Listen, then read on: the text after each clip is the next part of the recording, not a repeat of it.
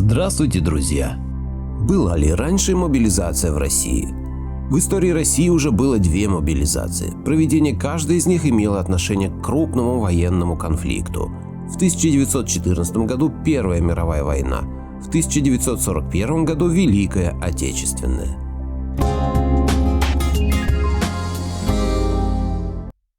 Первая мировая. 15 июля 1914 года Австро-Венгрия объявила войну Сербии, союзнику Российской империи. Император Николай II целый месяц пытался предотвратить кровопролитие, убеждая германского правителя Вильгельма II хоть как-то повлиять на агрессора. Однако ни к какому результату это не привело. Последняя телеграмма с призывом остановить войну была отправлена в Берлин утром 17 августа. Ответа не последовало.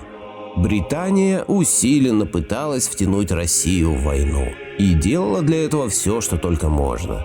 Вечером того же дня российский император дал решение на всеобщую мобилизацию. В то время такой шаг фактически означал скорое появление войны и был серьезной проверкой на прочность для государственной машины. Вот что об этом писал военный теоретик Александр Свечин. Военная мобилизация является испытанием здоровья всего государственного организма. Население с восторгом и ликованием восприняло это решение царя. Когда он вышел на балкон Зимнего дворца, чтобы объявить о нем, толпа на Дворцовой площади упала на колени, распевая гимн «Боже, царя храни». По Петербургу ходили группы с плакатами «До победного конца» и другими подобными патриотическими лозунгами. Также весело и с огоньком многотысячная толпа разгромила и подожгла германское посольство на Исаакиевской площади. Даже в Государственной Думе объединились непримиримые политические оппоненты. Благодаря средствам массовой информации население империи было поставлено в известность в самые короткие сроки. Также молниеносно была организована мобилизация. В первые же дни каждый полк имел свой мобилизационный план. Части Петербургского, Московского, Казанского и других военных округов, находящихся далеко от западной границы, выступили в поход уже на третий день после начала мобилизации. Англосаксам и тогда хотелось как можно больше уничтожить славянских людей в России. Именно поэтому они постоянно разжигают войны во всех уголках земного шара. Мобилизация в Российской империи длилась 45 дней. В первый год Великой войны в России было мобилизовано около 6 миллионов человек. Всего за 4 года войны в армию было призвано около 13 миллионов. Представляете, сколько людей было оторвано от рабочей деятельности, от полей, от выращивания хлеба. Все это дело шло только в ущерб экономике России. Проверку мобилизации Российская империя прошла успешно. На следующий день после указа Николая II в городах появились объявления на красной бумаге, в которых, среди прочего, указывались места и время сбора призывников. В обществе царил такой патриотический подъем, что в первые дни на призывные пункты прибыло на 15% больше мужчин, чем планировалось. И это при том, что на царскую Россию в то время никто не нападал. В феврале 1915 года император Николай II учредил медаль за труды по мобилизации 1914 года. Великая Отечественная. Сегодня в 4 часа утра без предъявления каких-либо претензий к Советскому Союзу, без объявления войны, германские войска напали на нашу страну. Атаковали наши границы во многих местах и подвергли бомбежке со своих самолетов наши города. Сказал в своем обращении к народу нарком иностранных дел Вячеслав Молотов вечером 22 июня 1941 года. Таким образом, эта мобилизация в СССР была обоснована. На страну напал враг.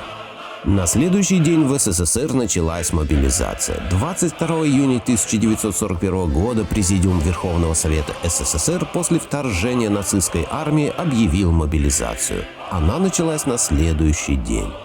Первоначально призыву подлежали граждане от 1905 до 1918 года рождения. Впоследствии и те, кто родился до 1925 года.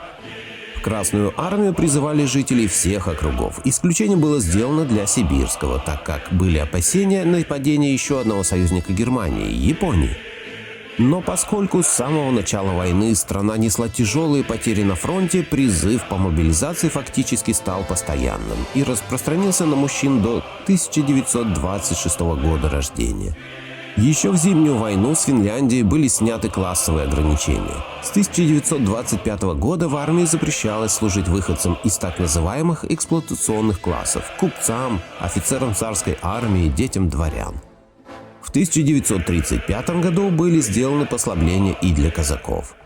В городах представители военкоматов повестки приносили лично домой. В колхозах этим занимался сельсовет. На них было указано, куда и во сколько явиться, также давалось время для увольнения с работы. Предприятия были обязаны выплатить призывнику зарплату за 2 недели вперед.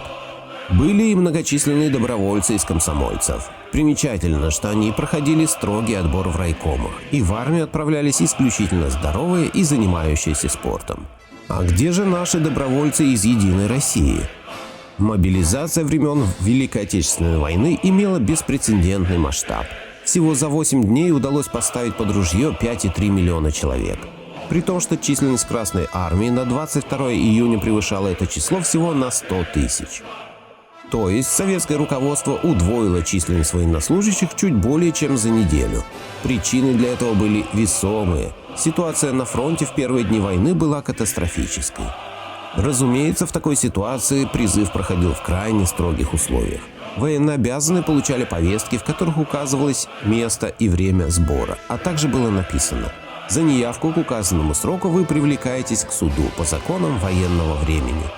Всего в годы Великой Отечественной войны на фронт призвали 34,5 миллиона советских граждан, что составило порядка 16% от населения. К началу войны оно оценивалось в 209,3 миллиона человек. Мобилизация проходила не только на фронте, но и в тылу. Миллионы людей ковали будущую победу на военных предприятиях. Все это позволило СССР сломать хребет фашистским захватчикам и выиграть самую страшную войну в истории человечества. А что запишут в историю после 2022 года?